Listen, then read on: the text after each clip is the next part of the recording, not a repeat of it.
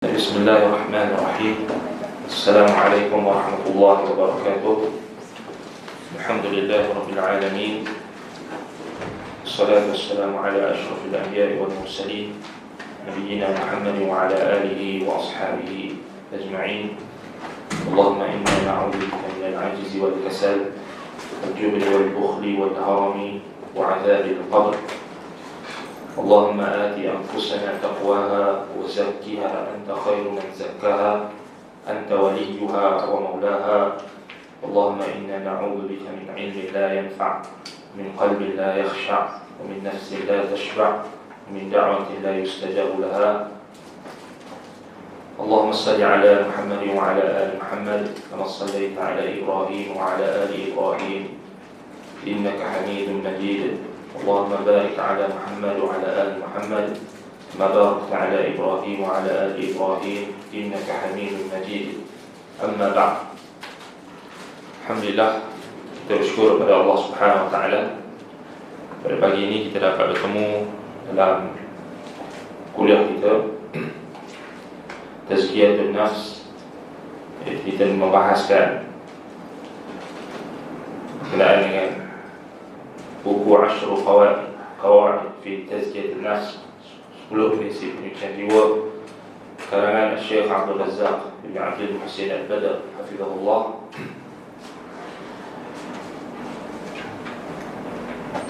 Dan semoga Allah Subhanahu Wa Taala memberkati kita semua pada pagi ini, dan semoga Allah Subhanahu Wa Taala memasukkan kita dalam umat Nabi SAW yang didoakan secara khusus oleh Nabi SAW, seperti mana hadis yang diriwayatkan oleh Sakhr Ibn Wada' Al-Ghamidi radhiyallahu anhu.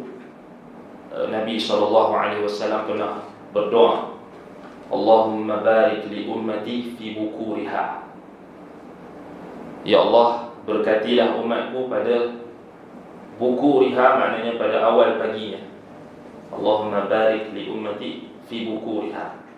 Ya Allah, berkatilah umatku pada awal paginya, fi bukuriha. Dan hadis ini diriwayatkan oleh Imam Abu Daud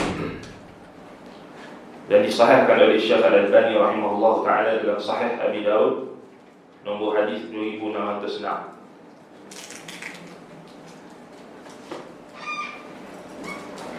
Jadi kalau kita tengok hadis ini, kita mula dengan hadis yang khusus ni, maknanya fadilat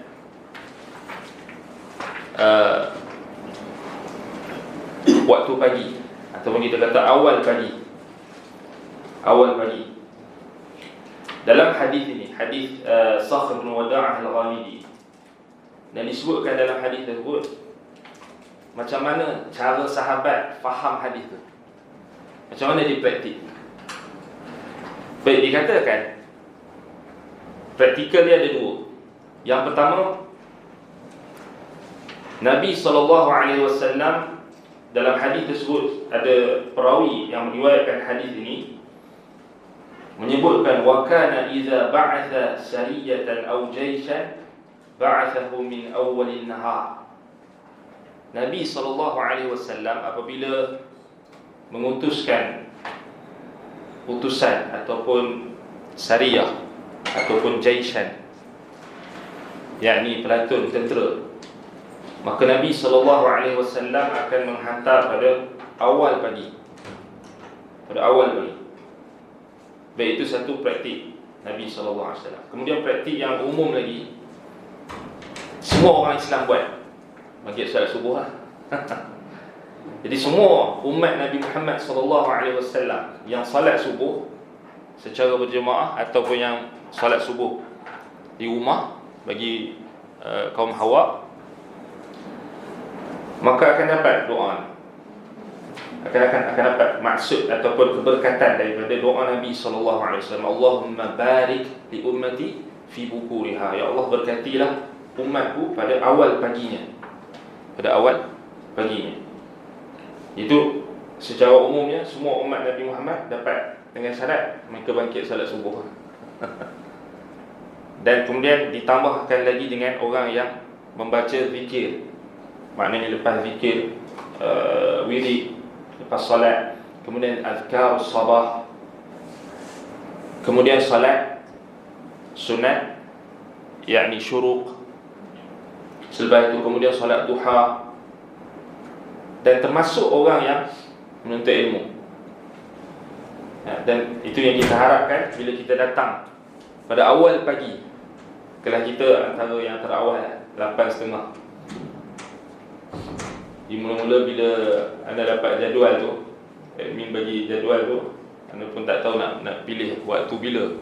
Lepas tu anda teringat hadis ni, Allahumma barik li ummati fi bukuriha. Ambil awal lah. Senang kan? Ambil awal. So kita harapkan keberkatan yang ada pada pagi, awal pagi. Itu satu praktik yang semua orang Islam buat. Kemudian yang kedua, praktik yang secara khusus dalam hadis ni, yang perawi hadis ni sahabat Nabi Sakhr ibn Wada'ah al-Ghamidi radhiyallahu anhu, dia amalkan. Sakhr ibn Wada'ah al-Ghamidi radhiyallahu anhu, dia seorang tajir, seorang businessman, dia seorang peniaga. Apa dia buat?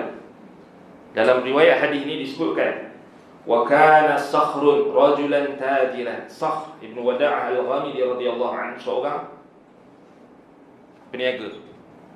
Wa kana yab'athu tijaratahu min awwal an-nahar fa athra wa kathura maluhu.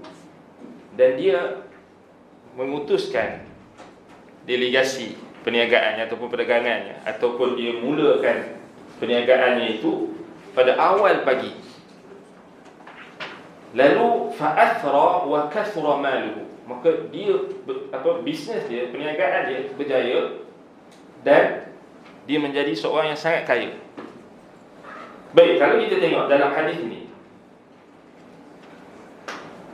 disebutkan oleh pensyarah hadis, bagi ulama yang mensyarahkan hadis ini, mereka kata yang menceritakan tentang cerita sahabat Nabi Sakhr bin Wada'ah al-Ghamidi ni, iaitu salah seorang perawi hadis ni, nama dia Umarah ibn Hadid, salah seorang perawi hadis ni. Dia kata wa kana Sakhru rajulan tajiran. Sakhr ni seorang peniaga, ya'mal tijarah, dia berniaga lah. Wa kana yab'athu tijaratahu min awwal an-nahar. So dia, kalau macam kita zaman sekarang ni, dia buka kedai awal lah pagi. Kalau jual nasi lemak tu dia yang awal.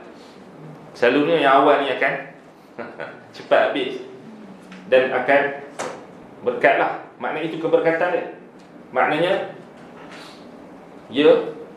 kalau kita pergi kedai pun kan, kalau ada dua kedai jual benda yang sama, tapi satu tak buka lagi, satu dah buka awal pagi, sesudah tentulah yang awal itu akan dapat untung. Yang buka lewat tu mungkin tidur lagi ke apa kan, jadi dia pun kehilangan. Dekat situ customer yang datang awal maknanya tak sampai dekat dia. Memang rezeki dah ditentukan, tetapi dari sudut awal jadi Sakhr ni dia memang beramal dengan wasiat Rasulullah SAW. Jadi sini nampak sahabat dia, hadis yang Nabi doakan, Allahumma barik li ummati fi bukuriha, dia memang amalkan. Maknanya dia bukan setakat amal pada yang solat subuh apa semua tadi, tapi termasuk dalam urusan keduniaan dia. Dikatakan Sakhr amala bi wasiyati Rasulullah sallallahu alaihi wasallam hatta yanala barakat du'a Nabi sallallahu alaihi wasallam fa athra wa kasura maluhu fa sara ghaniyan. Jadi ulama yang mensyarahkan hadis ni, mereka kata Sakhr ibn Wada'ah ni bila dia beramal dengan hadis Nabi tadi, maknanya dia nak dapat macam mana bentuk amalan tadi. Maknanya dia segera, maknanya membuka perniagaan itu pada awal pagi. Dia utuskan dia punya pekerja-pekerja pun pada awal pagi. Maka sehingga dia mendapat keberkatan doa Nabi. Maksudnya ulama yang mensyarahkan hadis ni kata kebaikan yang dia dapat tu, keuntungan, kekayaan yang dia dapat, sehingga dia jadi kaya kerana keberkatan doa Nabi sallallahu alaihi wa ala alihi wasallam. Maknanya memang doa Nabi sallallahu alaihi wasallam mustajab kepada umatnya yang menggunakan ataupun mengambil peluang, maknanya melakukan pekerjaan mereka, sama ada urusan dunia dan akhirat mereka, pada awal pagi. keberkatan itu lebih. Itu kata para ulama lagi. Maknanya di sini, wa fihi at-targhib fil 'amali bis sunnati Rasulillah sallallahu alaihi wasallam wa bima awsa bihi wa anna dhalika sababun lil barakah. Pada hadis ini adanya galakan supaya kita beramal dengan sunnah Rasulullah sallallahu alaihi wasallam yang diwasiatkan oleh Nabi sallallahu alaihi wasallam, dan hal tersebut adalah sebab keberkatan. Nampak simpel kan? Nampak tak dia punya macam mana kita cakap beza cara sahabat faham dan amalkan dengan cara orang kita, kebanyakan orang kita cara dia beramal. Kita cuba compare sahabat tadi, cara dia beramal dengan hadis Nabi sallallahu alaihi wasallam, dia maknanya praktikkan terus. Maksudnya dia faham Nabi doakan kepada umatnya yang berada di awal pagi, fi bukuriha, awalin nahar, pada awal pagi. So dia tak faham macam kebanyakan orang hari ni, dia hanya nak macam ni kata, nak kaya kan? Nak kaya dia kata amalkan doa ni. Betul tak? Baca doa ni 1000 kali. Macam tu. Baca doa ni 100 kali. Betul tak? Selalu kan? Selalu. Sekarang ni tak boleh kita nak kata orang Melayu pun lagi sensitif. Bahaya kan? Bahaya. Tak boleh kita nak kata, tak boleh nak cakap, nak kaitkan dengan orang Melayu kan? Tak boleh. Sekarang ni sentimen kemelayuan tu hari ni tak boleh dia dahsyat lah sekarang ni kan. Maksudnya kita kata secara umum lah, amalan orang, kalau kita kata orang kita pun dia tengok Melayu dia nak kata kat Melayu ni. Kan? Maksudnya di sini kebanyakan masyarakat hari ini, mereka hanya melihat amalan tu dengan, maknanya mereka berkeyakinan kalau kita baca doa something doa macam ni akan kaya. Beza kan? Beza dengan praktikal Sakhr bin Wada'ah Al-Ghamidi, sahabat Nabi tadi. Dia bukan hanya maknanya bergantung maknanya dia percaya pada fadilat doa itu saja. Tak, dia berusaha untuk menjadi orang yang didoakan oleh Nabi sallallahu alaihi wasallam. Allahumma barik li ummati fi bukuriha. Ya Allah, berkatilah umatku pada awal paginya. Nampak? Jadi kat situ kalau kita tengok, kata para ulama lagi, keberkatan ini maksudnya kebaikan yang berterusan, kebaikan yang banyak, kasratul barakah wa numuha, dan kebaikan itu akan kebaikan yang banyak dan dia berkembang dan berterusan. Itu maksud barakah, keberkatan. Maknanya dari sudut tengok, dari sudut pahala, dari sudut amalan ukhrawi, akhirat, maknanya dari sudut kita punya macam dalam konteks perbahasan kita ni, maknanya dari sudut kita nak mendapat ilmu. Maknanya kalau kita datang pada awal pagi itu, dia lebih fresh kan, dia lebih cepat. Tapi kalau dah sekejap lagi pukul apa, sekejap lagi tu dia dah slow sikit dah. Nampak kan? Keberkatan dari sudut, maknanya dari sudut kita kata pelbagai sudut. Keberkatan itu didoakan oleh Nabi sallallahu alaihi wasallam, dan hadis itu diriwayatkan oleh Imam Abu Daud dan selainnya, dan disahihkan oleh Syekh Al-Albani rahimahullahu taala. Allahumma barik lana fi bukurina. Kita boleh tukar doa tu kita boleh guna, pinjam lafaz daripada Nabi sallallahu alaihi wasallam. Kita minta Allahumma barik lana fi bukurina. Ya Allah, berkatilah kami pada awal pagi kami. Boleh. Mana harus untuk kita pinjam lafaz doa tu. Asalnya doa tu Nabi doakan kepada kita, doakan kepada umatnya yang bangkit awal pagi, yang maknanya yang mereka tidak melalaikan ataupun tidak mensia-siakan waktu pagi mereka itu, melainkan dengan kebaikan, dengan kita kata amalan, sama ada amalan yang bermanfaat kepada dunia mereka ataupun akhirat mereka. Jadi itu antara faedah yang kita boleh dapat daripada hadis Allahumma barik li ummati fi bukuriha. Baik. Jadi itu motivasilah untuk kita mari awal kan. Jadi kadang-kadang kan, ialah sekarang ni macam kebanyakan orang dia kata pagi ni maksudnya ya, kerana kita alhamdulillah lah, kerana kita waktu kita, jadual kita memang hari ni untuk kita dah peruntukkan untuk datang majlis ilmu. Tapi ada orang dia bekerja dan sebagainya, berbeza-beza. Tetapi bila kita berada dalam situasi, contoh macam kita nak datang untuk mengaji ni, sekarang ni tak menentu kan, traffic jam. Kadang jam, kadang okey, kadang tak okey kan. Tapi bila kita berada dalam situasi, contoh macam minggu lepas kita pun datang lambat sikit sebab jam, contoh kan. Tapi bila kita dalam kesesakan tu, hadis-hadis Nabi SAW inilah yang akan memberikan kita semangat. Dan kita ingatkan, maknanya cuba kita tengok Nabi SAW sebut tentang orang, setiap manusia ni dia berusaha dengan usaha-usaha mereka, yang mereka keluar setiap pagi. Ada yang untuk urusan dunia dan ada untuk urusan yang akhirat. Tapi itulah, bila kita tengok balik, kebanyakannya hari ini, keluar waktu pagi kerana urusan keduniaan, bekerja kan. Dan kita tak nafikan, kalau orang yang dia keluar pagi untuk bekerja, mencari nafkah lillahi ta'ala, kerana Allah SWT, dia akan dapat pahala. Tetapi cuba kita istihdar, cuba kita hadirkan kita yang Allah Ta'ala bagi kesempatan pada waktu pagi. Maknanya kita memang datang untuk menuntut ilmu.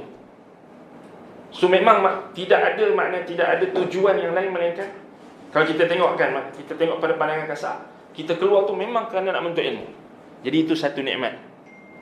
Satu nikmat. Kerana orang lain, maksudnya mereka keluar untuk mencari sedikit atau sebahagian daripada bahagian dunia yang Allah Ta'ala tetapkan, rezeki. Tetapi bagi orang yang dia keluar kerana menuntut ilmu, maka itu lebih. Sebab itu kita kena bersyukur. Kena bersyukur. Baik. Baik, balik pada buku kita. Baik, hari itu kita berhenti kat mana? Kita masih lagi bahaskan tentang prinsip yang pertama kan, tauhid. Baik.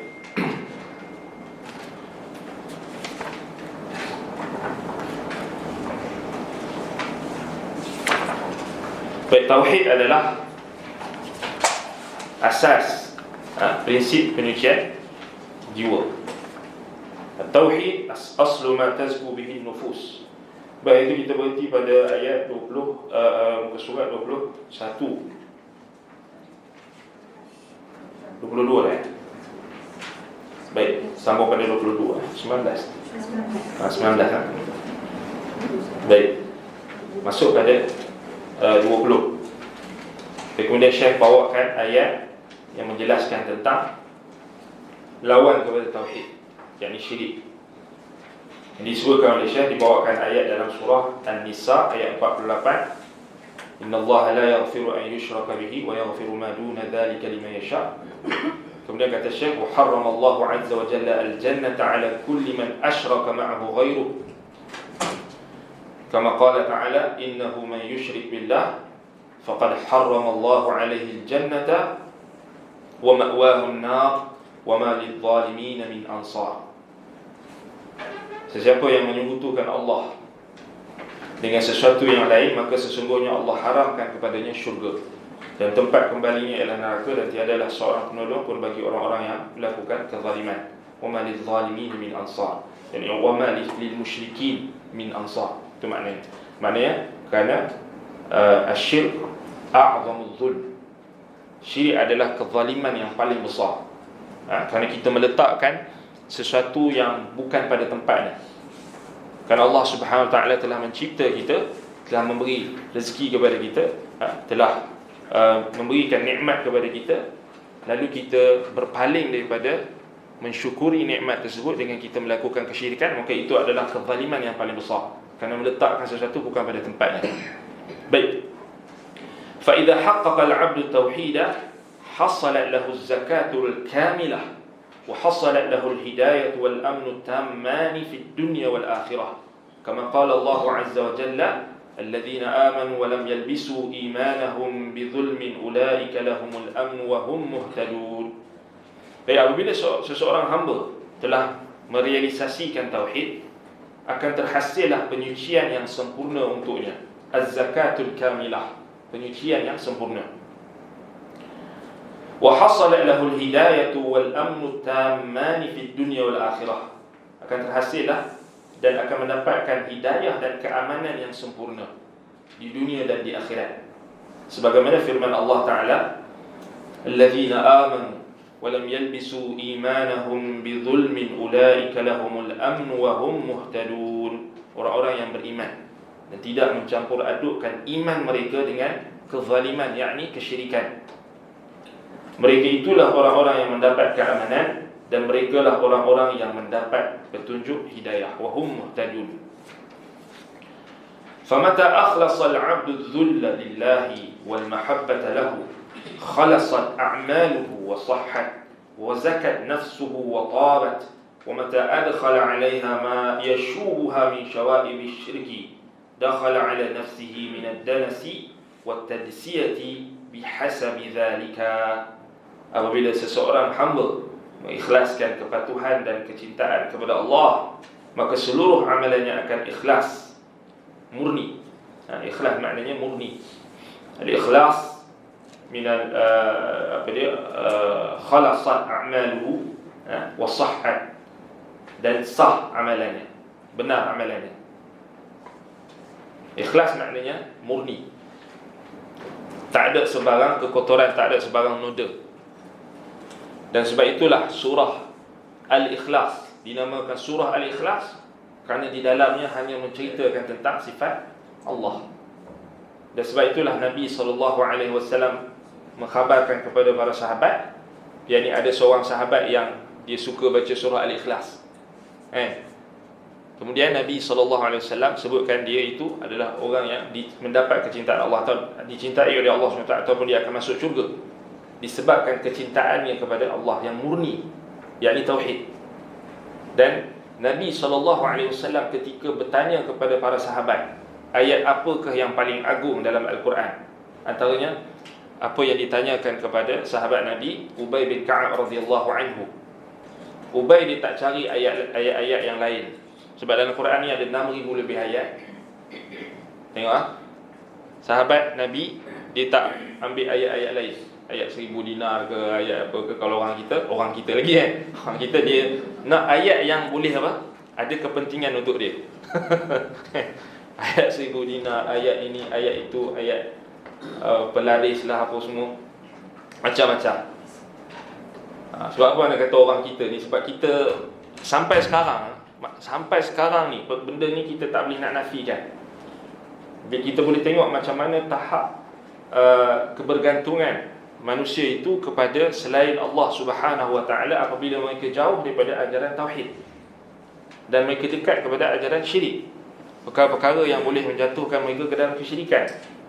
Ambil contoh yang mudah sekarang ni, kalau kita tengok dekat, masih lagi kan ada di mana di platform-platform media ataupun platform-platform jualan atas talian macam Shopee, Lazada kan, masih lagi ada orang yang menjual barang-barang yang kita katakan mistik dan juga barang-barang yang kita kata jelas kesyirikan. Contoh macam tangkal, minyak apa, pelaris lah, minyak apa, macam-macam, minyak apa dia panggil, cendana lah, apa benda lah, macam-macam minyak yang pelik-pelik. Baru-baru ni ni pengalaman baru ni, bila ada urusan kat rumah ni, adalah orang datang. Biasalah bila kita masuk rumah baru, nak masuk rumah baru ni ada kita buat urusan ni. Lepas tu ada orang apa, ada seorang ni dia datang, dia nak promote dia punya servis lah. Kemudian dia salam kita. Ana rasa dia orang Melayu tapi bukan orang Malaysia, seorang Indonesia. Sebab dia pakai baju batik macam tu lah. Kemudian kita tahulah ni dia punya bahasa tu bahasa Indonesia. Tapi kalau base pada zahirnya kita kata orang Islam kita lah kan, orang Islam lah, sebab dia bagi salam apa semua pakai songkok rasanya, pakai songkok. Dia salam kita. Dia salam tu dia kan, kalau kita salam orang kan, kalau orang salam kita salam biasalah. Tapi kalau ada something, kalau macam kalau kita salam dengan kawan kita yang lama tak jumpa, mungkinlah ada macam style sikit kan. Tapi kali ni dia salam mana? Dia macam gunakan jari tengah dia tu, dia calik something. Saya ada perasan. Anda rasa. Kemudian bila anda lepas salam dia tu tak boleh kita okey apa, sebab ada orang lain yang dah jumpa kita dulu, jadi kita nak kena layan orang yang satu lagi lah. Jadi kita tak layan lah dia. Lepas tu anda pun bau pelik. Bau dekat tapak tangan kita ni, bau macam minyak apa ni? Busuk ah. Nak kata wangi pun tak nak busuk. Tapi bagi anda busuk ah, pasal anda tahu lah ni minyak apa? Pelaris. Itu standard. Pelaris sebab macam mana kita tahu? Kita tahu sebab dalam platform jualan atas talian banyak dipromote, sama ada di Facebook ke apa pun, banyak dia orang siap ad lagi, ada ads. Maknanya dia orang promote minyak-minyak tu sangat banyak. Minyak pengasih, minyak apa lagi, selalunya pelaris atau pelaris digunakan kononnya untuk menarik pelanggan. Faham? So nasib dia belah dulu. Kalau tak kita nak ceramah sikit lah kan. Tapi dia dah belah dulu. Sebab dia tengok tu macam tak kena lah kan, macam tak melekat lah, pasal tak layan dia. Anda dah tahu dah, ni memang sengaja kita tak layan dia pasal dia buat benda syirik kat aku kan. Memang sorry lah. Memang sorry kan. Lepas tu busuk sangat, kita pun cepat-cepat pergi basuh. Busuk sangat. Jadi itu nak bagi tahu benda kena kat atas kita sendiri.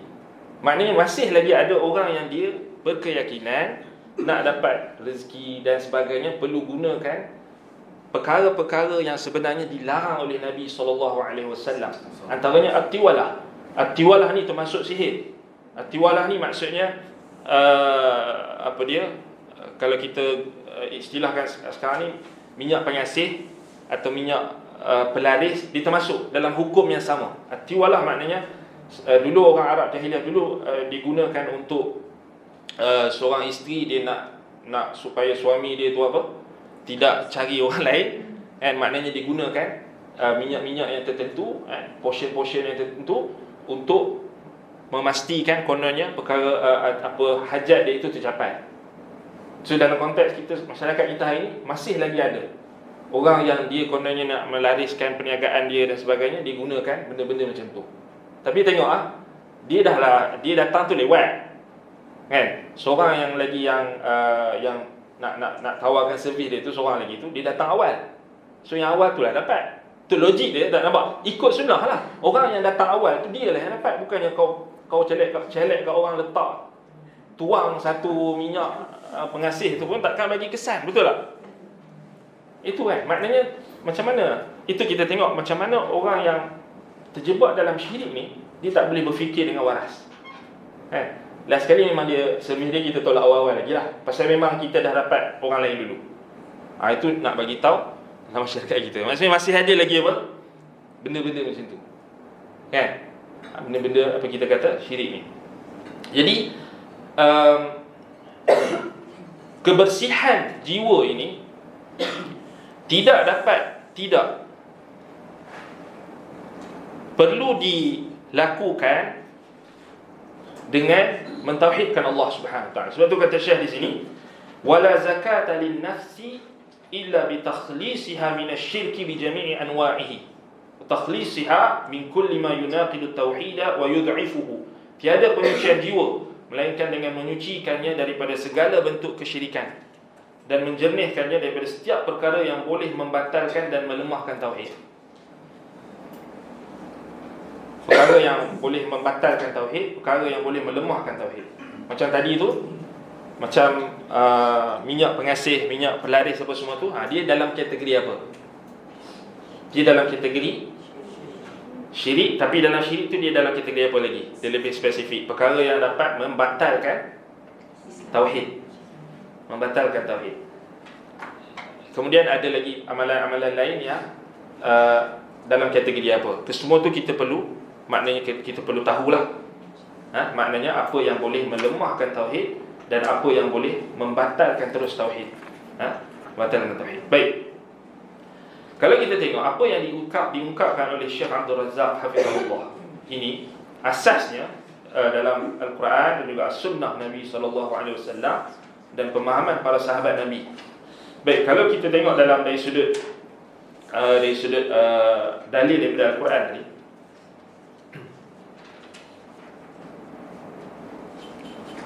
Jadi Syekh bawakan tentang dalam ayat surah Az-Zumar, ala lillahi dinul khalis. Dan ingatlah, hak yang wajib disembahkan kepada Allah itu ialah segala ibadat dan bawaan yang suci bersih daripada segala bentuk kesyirikan. Al-khalis maknanya yang murni daripada sebarang bentuk kesyirikan. Baik, jadi bila kita sebut tentang penyucian jiwa, tazkiyatun nafs, kita dapat lihat bagaimana ketaranya pemahaman ramai manusia hari ini. Apabila mereka melihat penyucian jiwa ini, mereka mengasingkan atau membeza atau memisahkan penyucian jiwa, tazkiyatun nafs, dengan tauhid. Maknanya, nampak, mereka tak nampak. Contoh macam benda yang syirik tadi, dia tak nampak benda tu dapat mengotorkan jiwa. Dia tak nampak benda tu sebenarnya adalah syirik. Benda tu boleh mencemarkan jiwanya. Dia tak nampak. Sama juga orang yang macam yang terlibat dalam kesyirikan, ataupun bawah sikit pada syirik, ataupun yang boleh membawa kepada syirik, ataupun bawah sikit pada syirik, itu bid'ah. Tokok tambah dalam agama, tokok tambah dalam pengamalan. Contoh macam orang yang kita sebutkan sebelum ni, maknanya dia hanya faham agama ini bagi dia amalan yang dia nakkan timbal balik sahaja. Kalau saya buat macam ni, saya mesti dapat macam ni, yang kita sebut sebelum ni. Maknanya macam amalan nak jadi kaya dan sebagainya. Sebab itu kita tengok dia akhir sekali dia terjebak dalam perkara yang menyelisihi syariat, kesyirikan tadi. Sebab dia faham tujuan dia adalah nak kaya tadi. Jadi dia tak nampak dah wasilah yang digunakan, tak kira dah apa sahaja cara yang dia rasa baik, maka digunakan untuk mencapai kekayaan. Ataupun macam tadi digunakan minyak pelaris tu, kononnya nak dapat rezeki, kononnya untuk menarik pelanggan. Jadi nampak tujuan dia itu sebenarnya apa punca dia melakukan kesyirikan. Yang first kali mestilah kerana kejahilan, kerana dia tak tahu apa itu tauhid dan apa itu syirik. Jadi kalau kita tengok, ini kerana sebab penyucian, aspek penyucian jiwa itu diasingkan daripada perbahasan tauhid, perbahasan akidah. Ini yang berlaku dalam kebanyakan masyarakat kita. Dan satu lagi kita tengok dari sudut, apabila kita tak melihat tauhid ini adalah asas penyucian jiwa, kesan yang kita lihat dalam masyarakat hari ini, apabila kita melihat banyak tak majlis-majlis ilmu atau majlis-majlis yang disebut majlis zikir. Nanti kita bincangkan nanti dalam perbahasan akan datang. Maknanya banyak kan, majlis zikir ini, majlis selawat perdana lah, zikir perdana itulah, zikir itu, macam-macam lah. Ada yang buat sampai tahap tu zikir apa, zikir lah, macam-macam zikir dengan alat-alat muzik lah. Allah musta'an. Ana pernah pergi satu kedai ni. Kita masuk kedai tu, kita dengar mula-mula tu, kita dengar dia punya dipasang muzik. Standard lah, kedai sekarang semua pasang muzik kan. Kita bukan nak pergi dengar muzik tu, tapi kita nak pergi beli barang, tapi kita terdengar muzik. Dia punya rentak dia tu, tak tahulah nak cakap rock ke apa ke. Dia punya starting dia tu kan. Kemudian kita pun dengar, ni lagu rock ke lagu apa ni kan, dangdut ke apa benda ke ni. Kemudian lirik dia astaghfirullah, astaghfirullah, astaghfirullah kan. Jadi kita macam confused, pelik kan. Sebenarnya kita kata dia nak menyanyi ke nak istighfar. Jadi itu dah jadi normal kan. Maksudnya sebab apa? Sebab ada orang yang beranggapan penyucian jiwa ini kita boleh lakukan dengan apa sahaja wasilah atau apa sahaja bentuk yang kita rasakan baik, maka kita boleh gunakan untuk jadikan media untuk kita menyucikan jiwa. Jadi antaranya kita tahulah ni syubhatlah, keraguan yang datang daripada golongan-golongan yang mengharuskan penggunaan alat-alat muzik ataupun nyanyian-nyanyian kononnya atas alasan untuk menyucikan jiwa.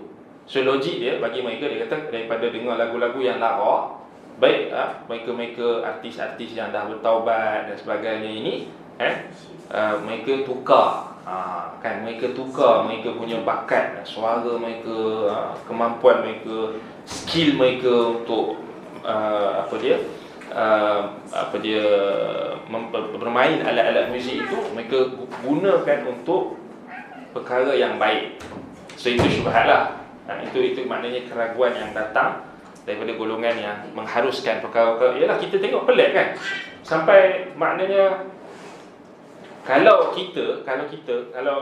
dari sudut peribadi kan, dari sudut pendapat peribadi kita yang kita pegang, yang berdasarkan ilmu yang kita tahu, maknanya kita letak tepi dulu perbahasan yang ilmiah. Kita letakkan kita sebagai orang awam, tapi kita belajar agama. Kita tak payah letak kita ni ustaz ke apa kan.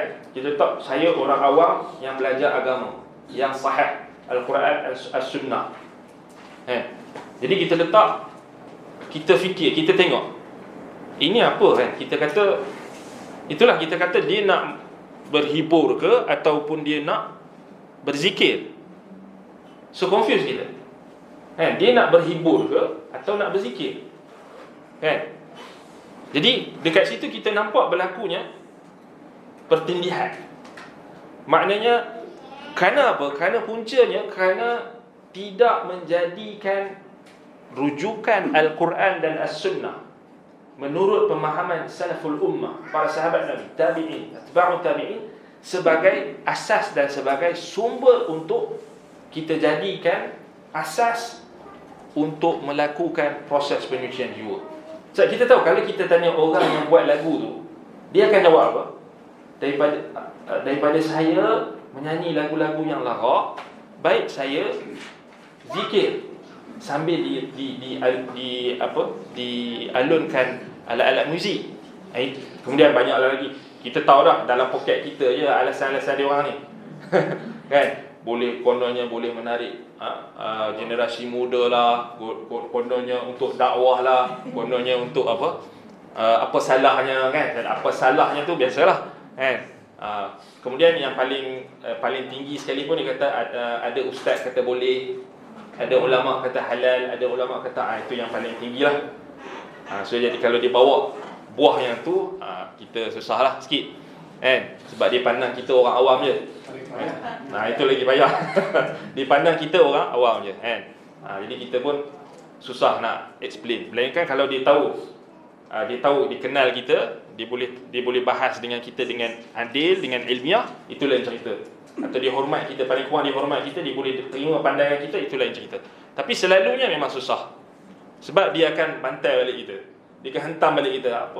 Saya kenal ustaz ni orang tu kata boleh dan sebagainya, ulama ni kata boleh macam-macam. Itu susah. Jadi ini kita tengok macam mana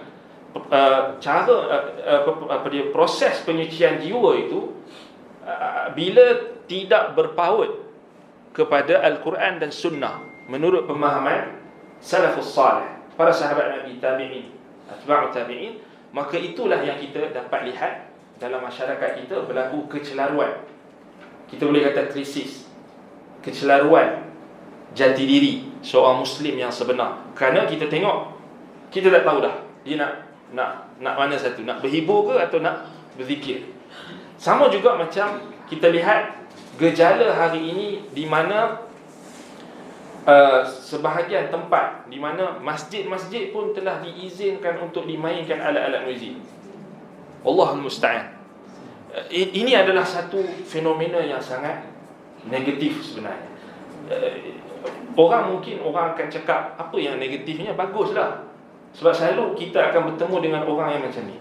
Dia akan cakap, apa salahnya kita nak tarik masjid, kan orang muda tak suka datang masjid, dia kata. Jadi kita nak tarik orang muda ni untuk datang ke masjid, kita buatlah. Takkan nak ceramah saja, takkan nak kuliah saja, ceramah saja. Kita buatlah konsep. Kita konsep tu maknanya konsep nasyid lah. Jangan ingat Coldplay pula kan. Takkan. Itu tak boleh lah. Maksudnya nasyid. Ataupun kita gunakan apa dia, alat-alat muzik, gendang, ataupun gitar dan sebagainya, untuk kita menyucikan jiwa. Memang dia orang tak berniat buruk, tetapi mereka memang nak, bagi mereka itu adalah satu cara untuk menyucikan jiwa. Kerana bagi mereka itu adalah wasilah dakwah. Satu lagi kan, mereka akan kata ini adalah wasilah dakwah. Baik, kalau kita tengok balik, ini banyak berlaku pada orang-orang yang bukan orang-orang awam tau. Kadang-kadang dia melibatkan orang-orang yang ada latar belakang agama. Macam baru-baru ni yang orang bising tentang isu konsep sejuk main. Sejuk main.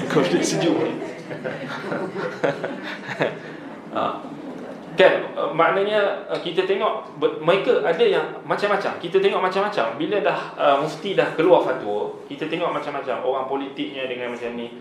Kemudian ada juga orang yang keluar kenyataan yang daripada orang yang belajar syariah.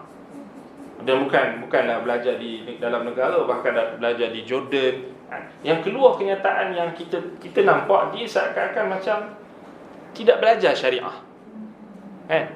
Dia kata, alasan dia kata kalau kita jangan fikir dari sudut dia kata dari sudut konsep tu saja hukum dia apa, tapi kita kena fikirkan juga orang dah bayar tiket, ini itu, maknanya dia kita kata dia pusing lah, helah. Jadi ini kita nampak dalam masyarakat kita, itu hakikat.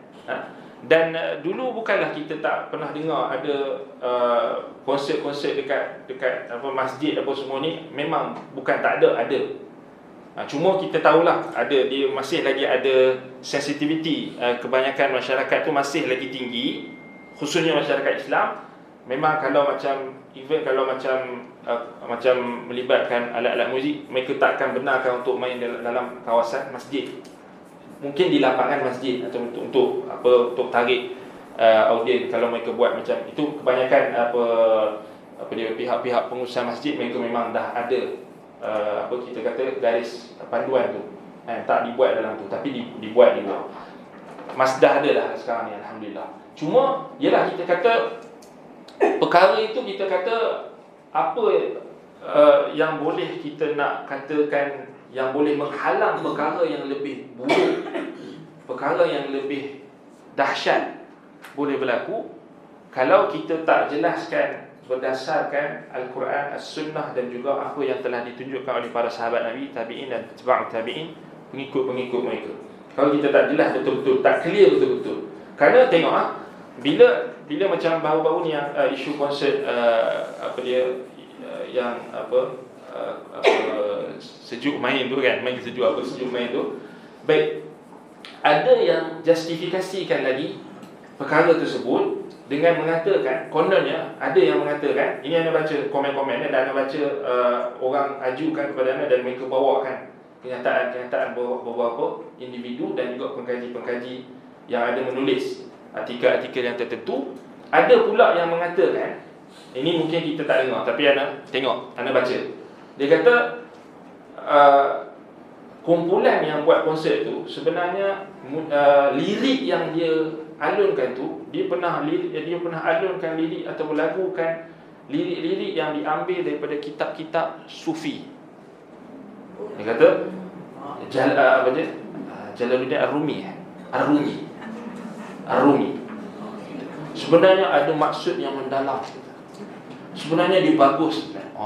Pula dah. Nampak? Tengok macam-macam, kita tengok macam-macam helah.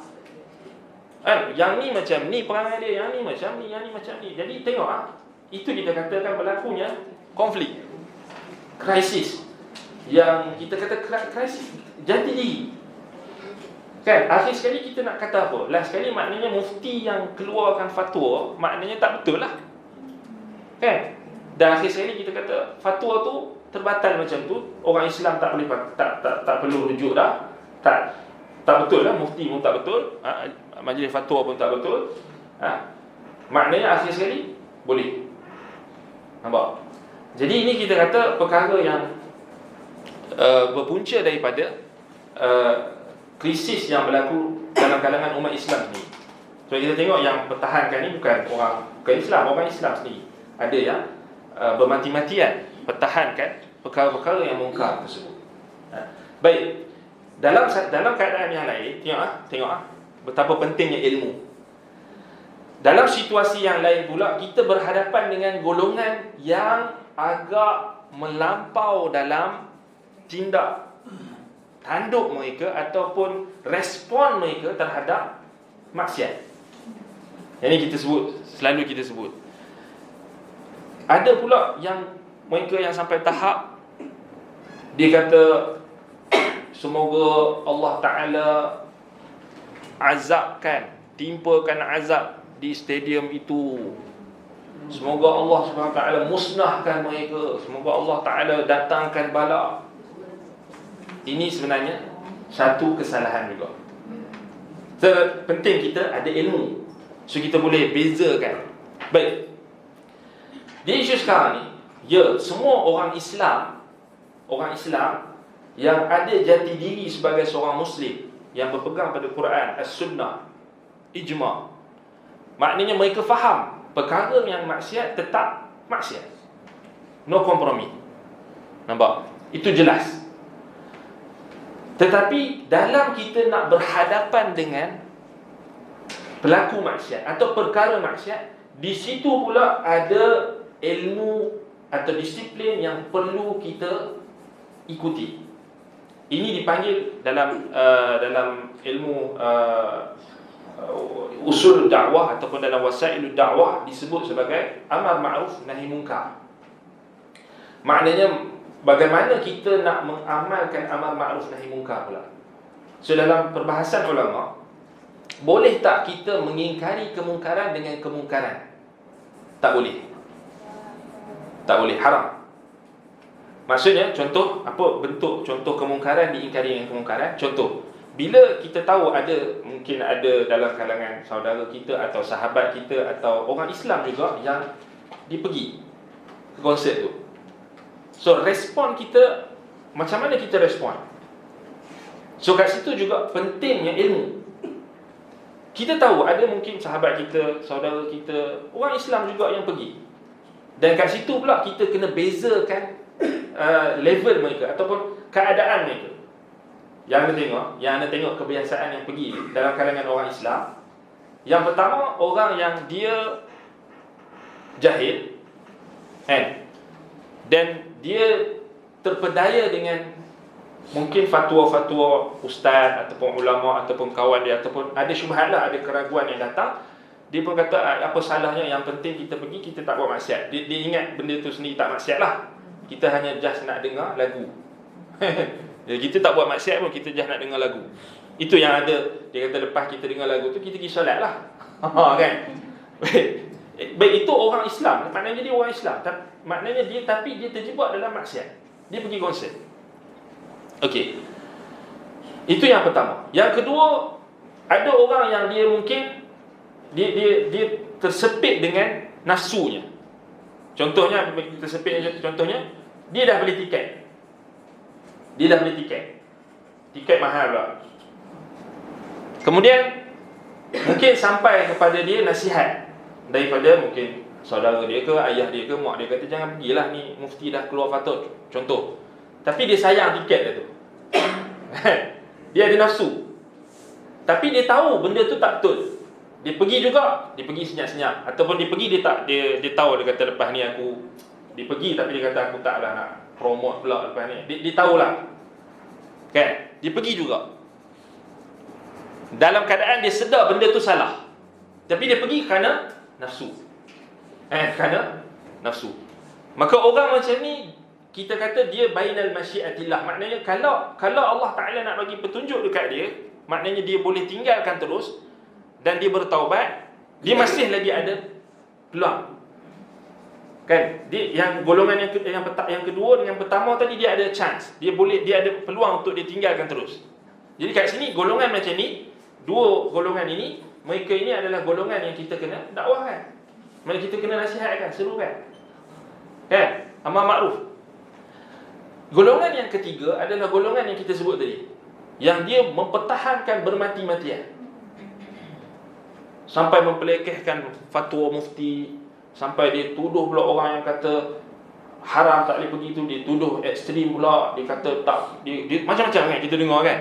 Kemudian ada pula dalam kalangan yang golongan yang ketiga ni, ada pula kalangan yang dijustifikasikan perbuatan maksiat tu tadi, dia cari dalil-dalil pula. Macam contoh dia kata, apa salahnya pasal kumpulan sejuk, main sejuk tu apa dia menyanyi lagu-lagu kesufian, lagu bukanlah mereka pun sokong Palestin. Nampak? Dia dah datang. Nampak tak? Itu golongan yang ketiga ni, dia agak susah untuk terima kebenaran, sebab dia dah ada al-kibr, dia ada sombong, dia ada kesombongan dekat situ. Apa bentuk kesombongan? Bila datang kebenaran, maka dia menolak kebenaran. Kerana sombong itu menolak kebenaran dan meremehkan manusia. Al-kibru batarul haq wa ghamtun nas, kata Nabi SAW. Menolak kebenaran dan meremehkan manusia. Jadi golongan yang ketiga ni agak susah. Susah kalau dia nak kembali ke pangkalan, tapi tak mustahil. Jadi kita nampak beza tiga golongan ni, kita perlu tahu macam mana kita nak atasi. Kalaulah ada dalam kalangan keluarga kita, sahabat kita yang dalam kalangan yang kedua dan pertama tu masih lagi okeylah, maksudnya dia masih lagi tak kronik.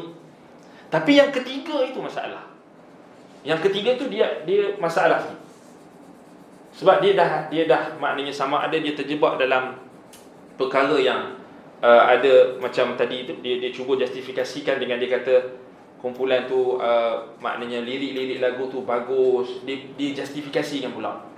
Dia bagus untuk sokong Palestin pula, dia kata macam-macam lah. Dan dia tolak tepi pula benda-benda yang negatif, yang konon dia kata kita ambil yang positif, kita tolak yang negatif. Itu macam-macam. Itu yang golongan ketiga ni banyak dan ramai, tak nafikan. Dan mereka juga yang golongan ketiga ni boleh kita yang paling kita takut dan bimbang kalau dia termasuk dalam golongan yang berbangga dengan maksiat, ataupun golongan yang Nabi SAW sebut al-mujahirun, mereka yang secara terang-terangan melakukan maksiat. Ada bentuk maknanya mereka itu berbangga dengan maksiat mereka. Yang kata Nabi SAW, kullu ummati mu'afa illa al-mujahirun, setiap umatku akan dimaafkan, akan diampunkan Allah kecuali orang yang mujahirun, maknanya mereka yang melakukan maksiat pada waktu malamnya, kemudian pada waktu paginya Allah Ta'ala telah tutup maksiat mereka, tetapi mereka menzahirkan kepada manusia, mereka menceritakan kepada manusia maksiat yang mereka lakukan. Wal'iyadu billah. Yang tu kita takut. Yang golongan ketiga tu memang kat situ memang banyak maknanya kita kata yang kita kena hadapi. Sama jugalah dalam masyarakat kita ini, kita berhadapan dengan golongan-golongan yang suka menjustifikasikan amalan perbuatan yang tidak ada sandaran daripada agama, atau tokoh tambah yang berlaku dalam agama.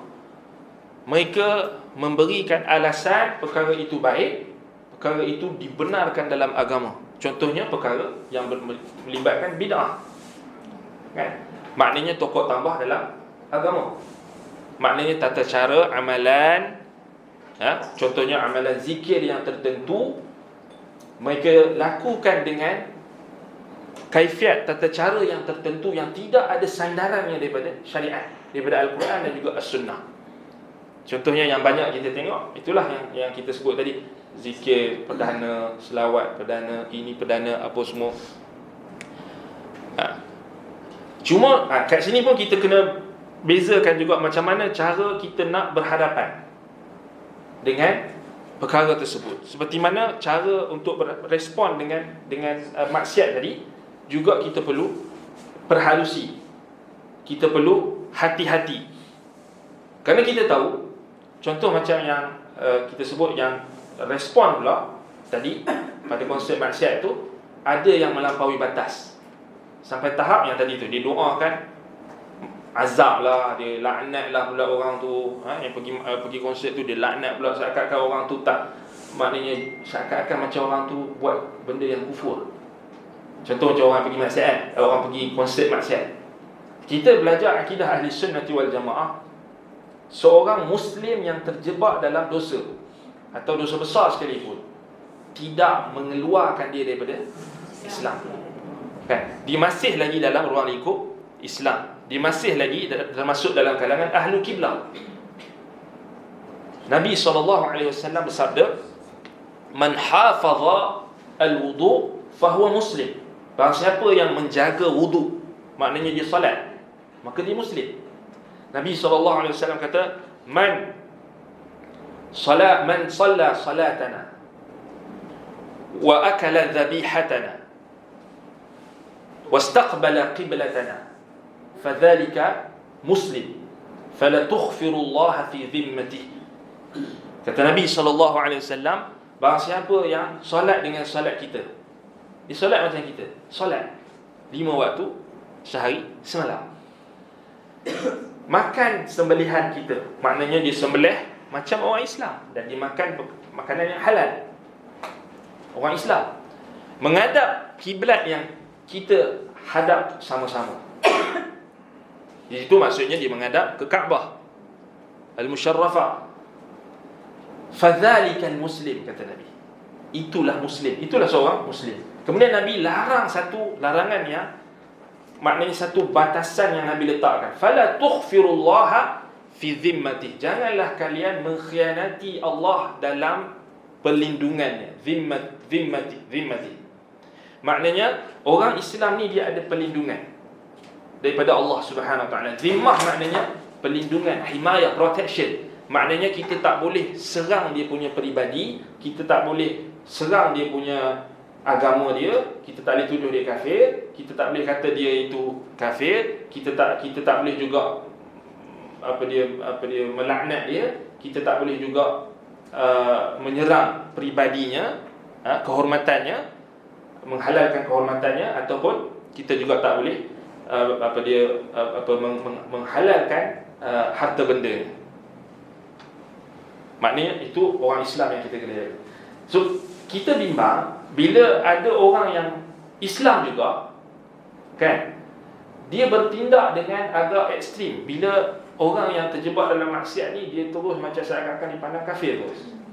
Ini dia ada bibit-bibit kita kata khawarij tu. Dia suka mengkafirkan orang dan tidak berhati-hati. Ini sebenarnya yang anda nampak, yang kita kena tekankan dalam pengajian-pengajian ilmu. Ini sebenarnya yang susah kita nak ajar. Sebab diperlukan kepada kita kata kesabaran. Sebab hari ini kita rata-rata majlis-majlis ilmu cerita tentang fadilat-fadilat banyak. Fadilat nak jadi kaya, fadilat itu, fadilat ini. Sekarang ni duk bincang tentang apa? Selalu yang hangat ni cerita pasal apa? Fadilat poligami. Ini, itu. Benda-benda yang kita kata dah banyak, kan?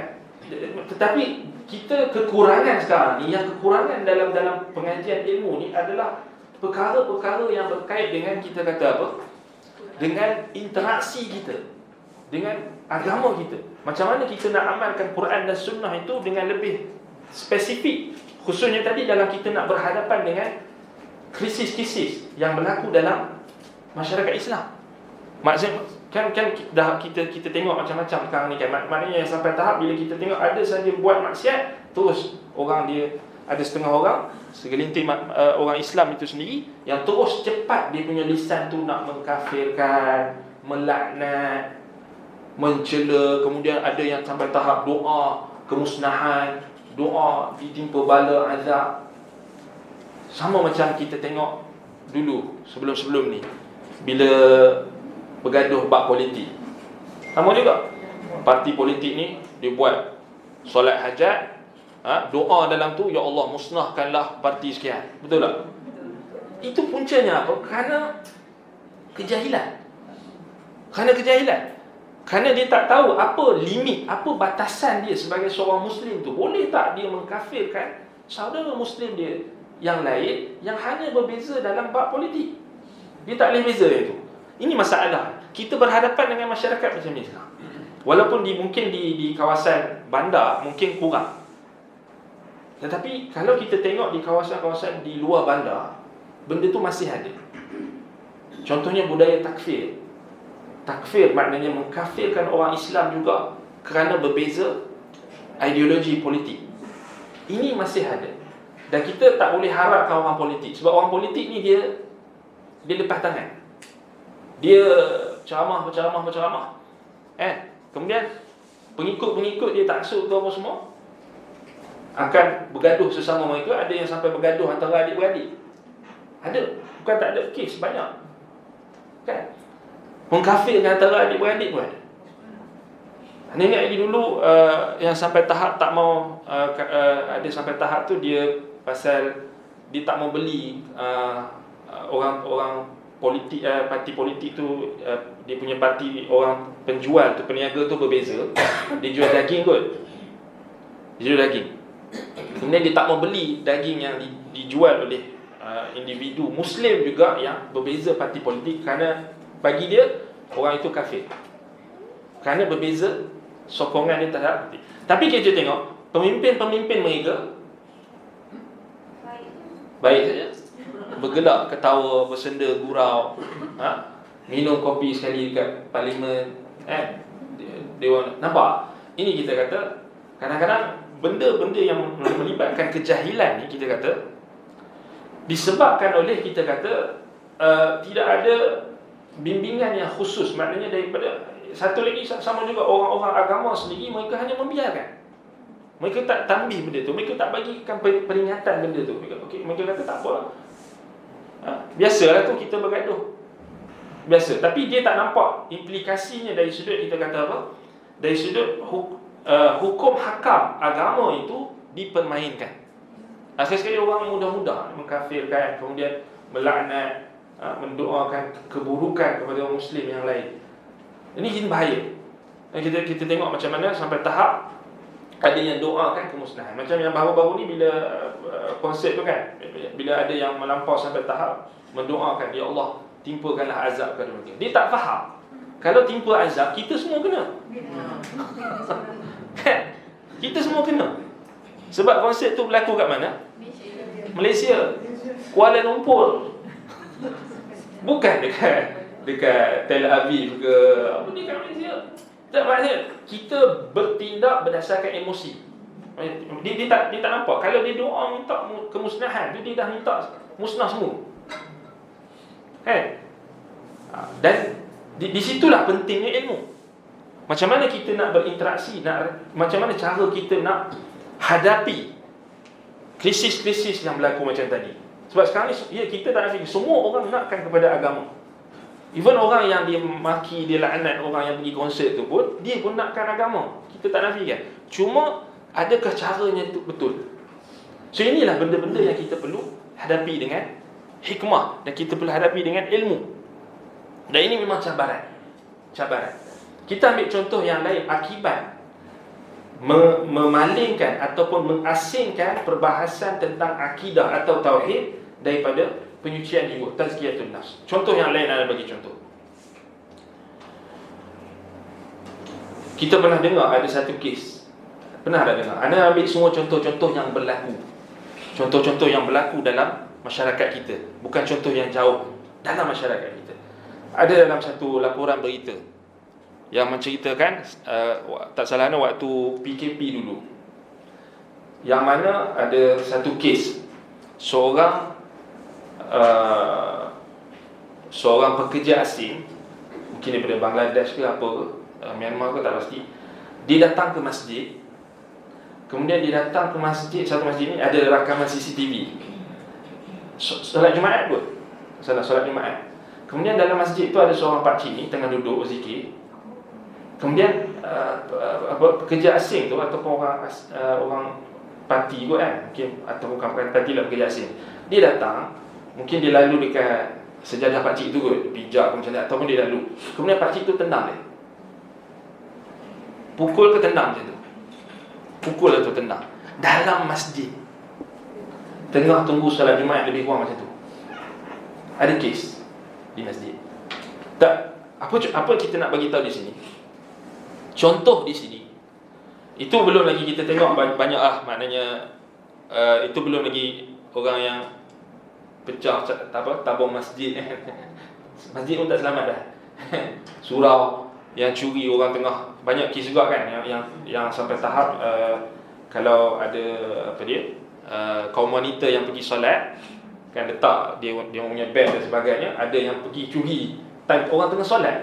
Bayangkan orang tengah solat. Baik. Kemudian belum lagi kita nak cerita tentang ada laporan yang dulu kan dah masalah isu isap rokok kan, yang kan sebenarnya dah digazetkan tak boleh merokok dekat restoran dan sebagainya kan. Tapi ada satu laporan daripada seorang netizen kan, dia sebutkan dia pergi makan dekat satu tempat ni, dia bawa anak kecil, kemudian dekat satu meja tu ada jemaah masjid. Mereka duduk dekat situ, mereka isap rokok untuk bersembang dan sebagainya. Mereka tak hiraukan keberadaan anak kecil, baby yang ada dekat tu. So, apa point dekat sini? Kita nak nampak sini, bukan masalah masjid, bukan masalah agama, tetapi orang yang tidak mengamalkan agama. Itu sebenarnya. Betul tak? Macam yang kes ada orang pakcik tu, dia tenang dalam masjid. Dia pukul ataupun dia tenang. Baik, apa masalah dia? Adakah masalahnya kerana masjid itu sendiri? Sudah tentu tidak. Adakah masalahnya pada ibadat zikir itu sendiri? Sudah tentu tidak.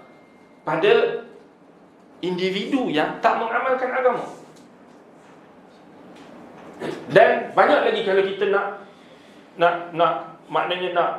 lihat contoh-contoh bagaimana berlaku perkara penyelewengan. Contoh macam orang yang pergi buat umrah dan haji, ditipu atas nama pakej umrah dan haji.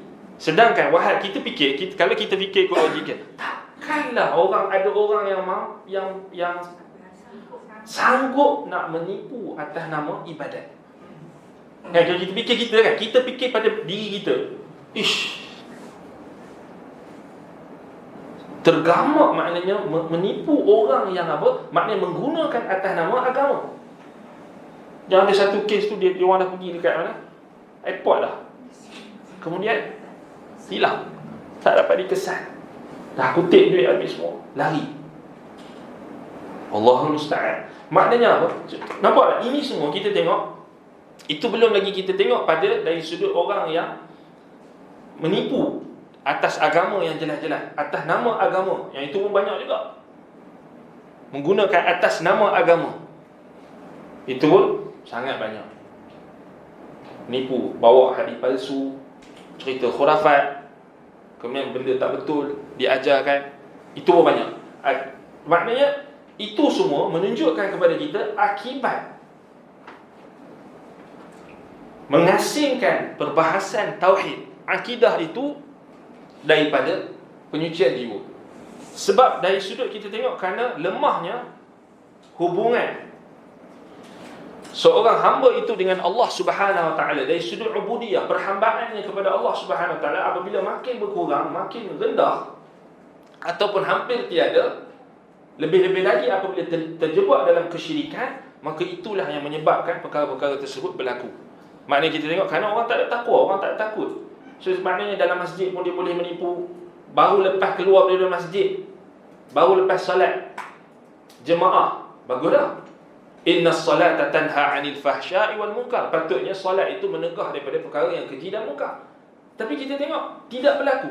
Keluar daripada masjid, maknanya dia pergi berhimpun dekat kedai mamak, kedai kopi, kemudian dia isap rokok, kemudian dia menyakiti orang lain. Maknanya tak, solat dia tu tidak mampu mencegah dia daripada fahsyat wal munkar. Tak, perkara itu kita kata ada setengah orang yang kata, alah isap rokok je, takkanlah. Memanglah, tapi menyakiti orang Islam yang lain ataupun menyakiti orang lain. Maksudnya ialah kita kata itu apa puncanya? Masalahnya bukan orang tak kembali kepada agama. Orang nak kembali kepada agama, tapi masalahnya cara beragama, praktikal beragama tu. Baik, itu secara umum banyak. Baik, kita kecilkan skop kita lagi. Contoh yang kita tengok, kita sebut tentang menuntut ilmu. Alhamdulillah, nikmat Allah Subhanahu Wa Taala, hari ini semua orang ditahu kelebihan ilmu. Ditahu tentang ilmu agama ini sangat penting untuk dituntut, dipelajari. Tetapi betapa ramai masyarakat ataupun manusia yang mereka mungkin terlepas pandang apakah ilmu yang patut dijadikan sebagai perkara utama yang dijadikan prioriti. Ilmu apa? Sebab itu kita kena bersyukur pasal kita kenal tauhid, kita kenal sunnah, kita kenal manhaj salaf ni. Maknanya kadang ramai orang lagi yang masih tidak terkapai-kapai. Ada orang yang dia ingat majlis ilmu ni hanyalah majlis sosial, kan? Kerana nak jumpa ustaz, kerana lepas tu kita boleh sembang-sembang, makan-makan, belanja ustaz. Ada macam tu, kan? Tak, ada orang yang dia tak faham apa tujuan menuntut ilmu, kan? Dia kata lepas tu kita jemput ustaz ni, kemudian nanti kita jemput ustaz pula, tolong baca doa dekat majlis sekian. So dia maksudnya dia dah bagus dah. Dia kata kita buat majlis ilmu, tetapi dia tak nampak apa tujuan majlis ilmu tu diadakan. Adakah majlis ilmu itu hanya majlis penglimpur lara, hanya nak dengar cerita lawak dan sebagainya juga? Ada kan? Ada sampai tahap tu dia kata dia nak jemput ustaz tu, dia kata dia tak nak ustaz yang serius-serius. Dia nak kena ustaz yang ada lawak-lawak, ataupun ada, ialah maknanya kita nak dengar apa, cerita-cerita yang seronok lah. Ataupun ada yang diletakkan macam-macam perkara yang dia rasa macam inilah kita, maknanya kita yang sesuai dengan kita. So tapi jarang dia nak tengok apa yang sepatutnya dia prioriti kan. Antaranya tauhid, antaranya hak ubudiyah, perhambaan kepada Allah Subhanahu Wa Taala. Kita mungkin di sini kita alhamdulillah kita jelas di sini, tetapi masih ramai lagi dalam kalangan orang yang dia nakkan kepada ilmu, tetapi dia dapat hanyalah apa, sangkaan dia bahawasanya dia telah menghadiri majlis ilmu, tetapi kadang-kadang dia tak dapat apa-apa, ataupun mungkin dia hanya terpedaya. Allahul musta'an, wal iyad billah. Dan kita bagi contoh yang lain lagi, berapa ramai orang yang dia belajar tentang Quran, belajar tentang majlis ilmu, tetapi apa yang dia pelajari itu tidak dapat dihayati ataupun tidak dapat dizahirkan dari sudut perbuatan dia, amalan dia. Dan inilah yang ditekankan oleh salafus salih terdahulu, antaranya sahabat Nabi. Masalah bila ada orang tanya, ada orang tanya, dia kata saya baca Quran, saya pergi kelas Quran, saya baca zikir pagi, petang, zikir saya, tetapi saya masih lagi stres, saya masih lagi maknanya tidak tenang, saya masih lagi ditimpa masalah, saya banyak lagi masalah. Lalu mereka melihat seakan-akan mereka nak menyalahkan apa amalan-amalan ataupun syariat yang telah jelas. Mereka nak salahkan siapa sekarang? Adakah nak salahkan majlis ilmu yang dihadiri, ataupun pengajian Quran yang dia datang, ataupun tak kira apa-apa sahaja nama pengajian ilmu dan sebagainya? Tak boleh. Tetapi sebenarnya dia berpunca kepada hati, dia berpunca kepada individu itu sendiri. Kita bagi contoh, ada orang yang dia, dulu kita pernah dengar kes yang mana ada orang yang dia ikut kuliah yang membahaskan tentang Al-Quran. Kemudian dia menjadi seorang anti hadis. Pernah dengar tak? Dia ikut kuliah harfiah ataupun tadabbur macam tu. Kemudian akhir sekali dia melawan hadis. So nampak? Ini kita kata bukan perkara yang ringan. Maknanya keberadaan kita dalam majlis ilmu, kita membaca Al-Quran, bacaan Al-Quran kita itu tidak memberi kesan kepada hati kita. Apa puncanya? Dan inilah sebenarnya yang ditekankan oleh para sahabat Nabi salafus salih, iaitu kerana tauhid, kerana hati, kerana berpunca daripada jiwa. Sebab itu pentingnya proses tazkiyatun nafs, penyucian jiwa ini. Baik, kita tengok perkataan sahabat Nabi Uthman bin Affan radhiyallahu anhu. Apa perkataan Uthman? Uthman bin Affan radhiyallahu anhu, satu perkataan dia yang kita kena ingat, kita kena hafal, dan kita kena pasakkan dalam hati kita. Dan kita kena berusaha untuk mendapatkan apa yang disebutkan oleh beliau. Baik, kata Uthman bin Affan radhiyallahu anhu, "Lau taharat qulubuna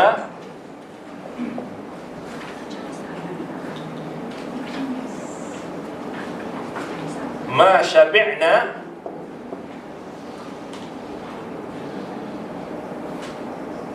min kalami rabbina."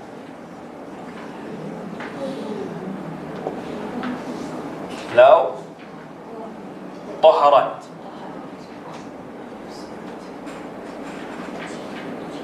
qulubuna ma syabi'na min kalami rabbina. Apa maksud dia? Kalau hati-hati kita ini suci, taharat, ma syabi'na min kalami rabbina, kita tidak akan pernah rasa kenyang daripada kalam Tuhan kita. Min kalami rabbina. Cuba tengok Uthman kata apa? Uthman letakkan syarat untuk kita sentiasa akan merasa memerlukan kalam Tuhan kita, yakni Al-Quran, dalam kehidupan kita. Bukan semata-mata bacaan semata-mata, bukan semata-mata kita hadir majlis itu sahaja, bukan semata-mata kerana kita nak bersosial dan berada bersama dengan teman-teman kita semata-mata, tetapi untuk hidup kita. Iaitu syarat dia mesti taharat qulubuna, membersihkan hati, membersihkan hati. Lau taharat qulubuna ma syabi'na min kalami rabbina.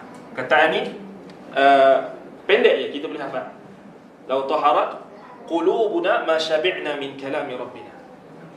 Ini perkataan Uthman bin Affan, Sayyidina Uthman bin Affan radhiyallahu anhu, termasuk daripada khulafa'ur rasyidin yang Nabi SAW perintahkan kita, fa'alaikum bisunnati wa sunnatil khulafa'ir rasyidin al-mahdiyyin. Dan Uthman antara sahabat Nabi yang, kalau kita baca sejarah beliau, dan beliau adalah tokoh yang kita kata sampai hari ini setiap bacaan Quran yang kita baca, pahalanya itu akan sampai kepada Uthman, kerana dia antara khalifah sahabat yang bertanggungjawab mengarahkan agar dikumpulkan Al-Quran itu di dalam satu mushaf yang disebut sebagai sekarang ni mushaf Uthman. Mushaf Uthman. Dan beliau syahid di Madinah ketika membaca Al-Quran, dibunuh oleh para pemberontak, ditikam di dadanya sehingga darahnya itu terpercik di atas mushaf Al-Quran yang beliau tengah baca. Beliau syahid dalam keadaan membaca Al-Quran. Lau taharat qulubuna ma syabi'na min kalami rabbina. Jadi kita tengok apa yang diungkapkan oleh Uthman radhiyallahu anhu, Uthman bin Affan. Baik, sumbernya daripada mana? Perkataan ini, asar ini asarah. Asar ini diriwayatkan oleh Imam Al-Baihaqi dalam kitabnya Al-Asma' was Sifat, dan sanadnya sahih. Sanadnya sahih. Dia ada banyak dia ada pelbagai riwayat lagi. Dia kata wa inni la akrahu an ya'ti alayya yawmun ma anzuru fil mushaf. Dia ada tambahan lagi riwayat, tapi anda ambil yang ni ya, kita nak bagi kita ringkas supaya jadikan sebagai tips untuk kita semua. Uthman kata, sesungguhnya aku benci kalau satu hari yang berlalu aku tak tengok mushaf. Maknanya hari-hari kena baca Quran. Maknanya Uthman memang tak suka kalau ada hari yang dia tak buka mushaf. So sebahagian ulama kata ini menunjukkan apa? Fadilat kita baca Al-Quran daripada mushaf. Daripada mushaf. Maknanya sekarang ni kita ada phone, kita ada apa kan. Paling kurang jangan kita tinggalkan hari kita itu kita tak baca Al-Quran, kita tak rujuk Al-Quran. Tetapi kena ingat apa yang Uthman kata. Sebab apa? Yang bunuh Uthman pun baca Quran juga. Subhanallah, tak? Yang pakat-pakat memberontak dekat Uthman tu baca Quran juga. Sayyidina Ali bin Abi Talib radhiyallahu anhu juga dibunuh radhiyallahu anhu wa ardah. Nabi sallallahu alaihi wasallam dah bagi tahu dekat Ali yang Ali nanti akan ditetap di kepalanya sehingga darah akan membasahi janggutnya. So Nabi dah bagi tahu dah. Nabi sallallahu alaihi wasallam dah bagi tahu dekat Ali. Dan Ali radhiyallahu anhu tahu benda tu, cuma dia tak bagi tahu dekat sahabat yang lain. Kerana itu maknanya antara dalailun nubuwah, tanda-tanda kenabian. Jadi apa yang berlaku? Siapa yang membunuh Sayyidina Ali? Guru Al-Quran. Guru Al-Quran Abdul Rahman ibn Muljam. Abdul Rahman ibn Muljam ni asalnya dia adalah seorang guru Al-Quran yang belajar daripada sahabat juga. Bukan calang-calang, belajar daripada sahabat. Kalau ikut kita sekarang ni tabi'in lah, salaf lah kan. Tapi tengok, dia dilantik oleh di zaman Umar. Abdul Rahman bin Muljam ni dia diutuskan ke Mesir. Umar bagi dia satu rumah supaya dia mengajar Al-Quran kepada penduduk Mesir. Kerana Mesir dibuka pada zaman Khalifah Umar oleh Amr bin al-As radhiyallahu anhu. Jadi ketika itu nak perlukan kepada guru Quran. So jadi dia diutuskan ke Mesir untuk mengajar Quran. Bukan calang-calang. Maknanya dia ambil Quran daripada mulut sahabat. Nampak? Tetapi tengok, Allah subhanahu wa ta'ala tak jadikan orang yang Allah tak jadikan semua orang yang baca Quran hatinya suci. Akhir sekali Abdul Rahman bin Muljam ini, panjang cerita dia. Maknanya dia terpengaruh dengan puak-puak pemberontak dan khawarij. Dan akhir sekali dia mengambil keputusan dia sendiri yang nak bunuh Sayyidina Ali bin Abi Talib radhiyallahu anhu. Kerana bagi mereka Ali tak berhukum dengan hukum Allah dan Ali ini telah kafir. Sebab itu dibunuh dibunuh Ali. Apa maksudnya? Apa poin dekat sini? Maknanya tidak semua orang yang baca Al-Quran itu hatinya itu bersih. Dan ini kita kata itu, bayangkan itu pada zaman sahabat. Zaman sahabat maknanya macam tu sekali keadaannya. Kita yang 1445 hijrah ini, selepas hijrah Nabi SAW, lebih-lebih lagi kena rasa bimbang. Dan kita tak boleh rasa terpedaya dengan ilmu yang kita ada, ataupun bacaan Quran yang kita pelajari, ataupun hafalan Quran yang kita baca.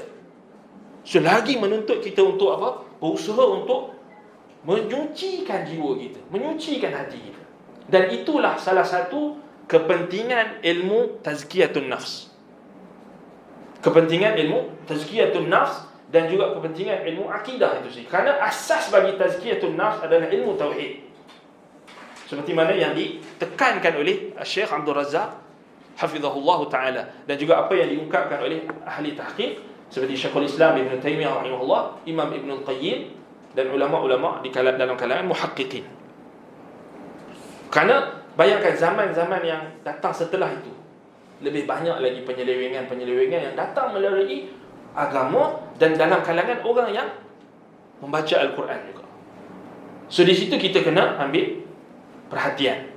Sebab itu perkataan Sayyidina Uthman bin Affan radhiyallahu anhu ini sebenarnya memberikan satu penekanan kepada kita semua bahawasanya dalam proses kita menuntut ilmu, belajarlah apa sekalipun, jangan kita mengabaikan proses tathhirul qulub, tazkiyatun nufus, penyucian jiwa ini, iaitu antaranya adalah dengan kita yang kita sering sebut, kita perlu menekankan ilmu yang ada integrasi. Maknanya dalam konteks kita ni sekarang ni, maknanya kita tak boleh hanya ambil satu sahaja cabang, kita fokus pada tu sehingga kita terpedaya dan kita bimbang dan takut benda itu kita tak sedar. Kita mungkin akan terjebak dalam perkara-perkara yang menyelisihi syariat tanpa kita sedar. Contoh dalam pemikiran-pemikiran yang menyeleweng, pemikiran-pemikiran yang sesat, pemikiran yang menyeleweng, contoh macam bid'ah-bid'ah yang melibatkan dalam akidah seperti Khawarij. Pemikiran-pemikiran Khawarij ni sekarang ni kita tak apa, mungkin kita tak nampak. Tetapi bagi orang yang dia tahu tentang firqah-firqah yang menyeleweng, kelompok-kelompok yang menyeleweng, doktrin dan ideologi ajaran sesat itu, sebenarnya dia datang dalam pakej yang lengkap dan dia datang dengan macam-macam wasilah. Sebab itu kalau kita tidak berhati-hati, kita bimbang dan takut kita akan terpengaruh.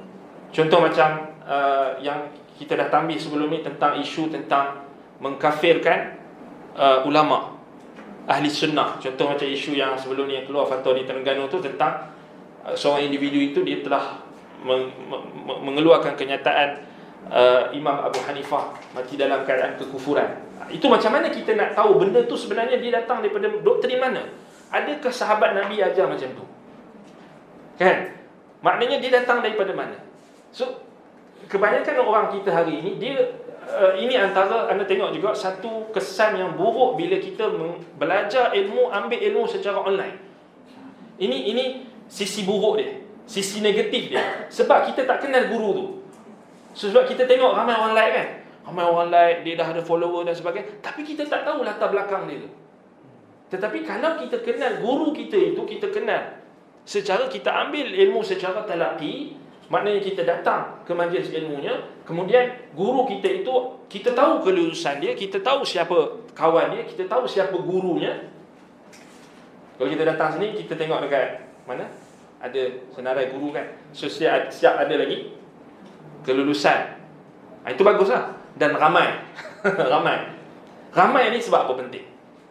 Sebab kalau kita bergantung pada satu, boleh jadi seorang tu boleh jadi dia tergelincir, salah dan sebagainya. Tapi kalau ada ramai ni, dia macam ni kita kata, Nabi SAW kata, al-mu'min lil-mu'min kal-bunyanil marsus yashuddu ba'duhu ba'da. Mukmin dengan mukmin yang lain, dia seperti bangunan yang kukuh, yang saling menguatkan antara satu sama lain. Kita belajar biar guru ramai. Sebab apa? Sebab kita tak tahu, mungkin ada kekeliruan. Sebab guru kita manusia. Betul tak? Guru kita manusia.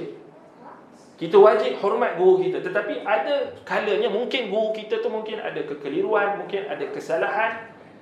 Jadi sebenarnya cara kita belajar ambil daripada guru yang ramai, syarat dia mereka itu ahli sunnah secara umum. Tidak ada perkara-perkara yang menyeleweng yang mereka ajarkan dan sebagainya. Maknanya asasnya sama, Al-Quran dan Sunnah. Mungkinlah ada perbezaan pendapat dalam fiqh dan sebagainya, itu normal. Tetapi kalau kita jadikan, kita hanya ambil daripada seorang saja, itu dia akan berlaku macam kita tengok ajaran-ajaran sesat sebelum-sebelum ni, bila terlampau taksub dengan seorang guru. Jadi guru tu dia pula tak ada check and balance, tak ada pula orang nak apa, nasihat dan sebagainya, dan akhir sekali dia terpedaya. Dan itu sebenarnya kalau kita tengok ajaran-ajaran sesat macam tu, selalunya dia akan taksub pada seorang guru. Kemudian jadi guru tu tak boleh, bila guru tu dah keluar fatwa menyesatkan orang ni, menyesatkan orang tu, dia pun hanya terima atas alasan ini guru kita yang alim dan sebagainya, dia jadi taksub. Jadi itu bahaya.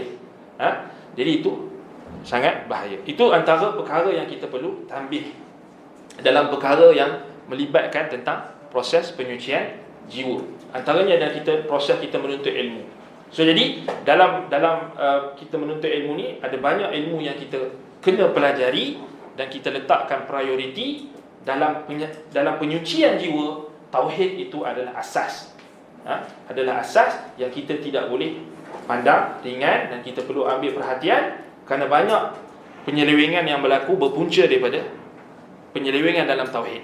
Dan itu kita akan bincangkan pada kelas akan datang. Nanti kita akan bagi tahu apa maksud tauhid yang sebenarnya dan apakah makna la ilaha illallah, apa syarat-syarat la ilaha illallah. Itu penting kerana asas bagi penyucian jiwa adalah kita mengetahui makna kalimah tauhid itu, dan kita cuba untuk mempraktikkan tuntutan-tuntutan syarat-syarat kalimah tauhid yang kita akan bincangkan pada kelas akan datang, insya-Allah. Semoga Allah SWT memberkati pertemuan kita. Kalau ada soalan yang berkait dengan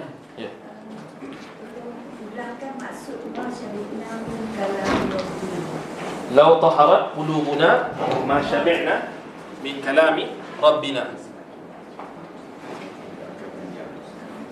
Kalau hati-hati kita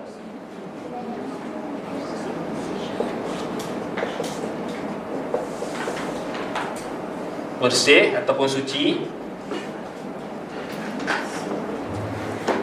nescaya kita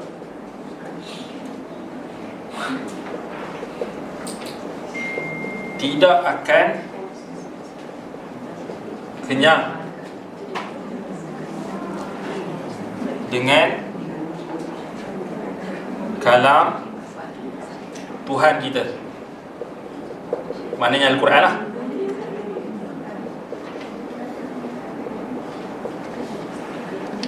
Apa maksud masyabi'na min kalami rabbina? Maknanya kita akan kita akan tak pernah rasa kenyang dengan kalam Tuhan kita.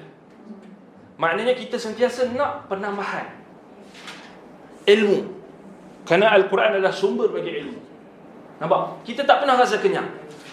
Maknanya kalau kita baca Quran, praktikal ya, kalau kita baca Quran, selalu orang baca Quran yang dia tak ada rasa, mungkin ada masalah hati dia. Kita semualah kita tak cakap kat orang kita. Mungkin kita baca-baca tu kita nak, kadang-kadang kita nak cepat. Selalu kan orang baca dia nak cepat habis. Dia pun duk tengok belakang tu, bila nak habis ni. Kan? Tetapi salah terdahulu bukan kita kata kat orang, kita sendiri. Kan? Bila nak habis ni. Tapi salah dulu sahabat Nabi dahulu, mereka maknanya baca Quran tu mereka nak baca lagi. Mereka nak baca lagi sampailah mereka khatam. Maknanya mereka tak pernah rasa kenyang dengan Quran. Kita ni pasal level kita bawah daripada dia orang. Kita ni jauh daripada dia orang sebab kita tak faham sangat bahasa Arab. Kita lah faham sikit-sikit lah, kita belajar, tapi kita ada banyak kekurangan. Jadi memanglah kekurangan kita itu menyebabkan kita akan agak rasa, kadang-kadang kita rasa macam bosan, kadang-kadang kita rasa itu standard biasa, sebab kita memang kita orang bukan Arab kan, kita tak faham Al-Quran itu dengan secara keseluruhannya.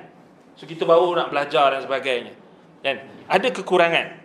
Tetapi apa dia yang disebutkan oleh Uthman ni, lau taharat qulubuna, ini lebih merujuk kepada orang yang dia memang ada penyakit dalam hati.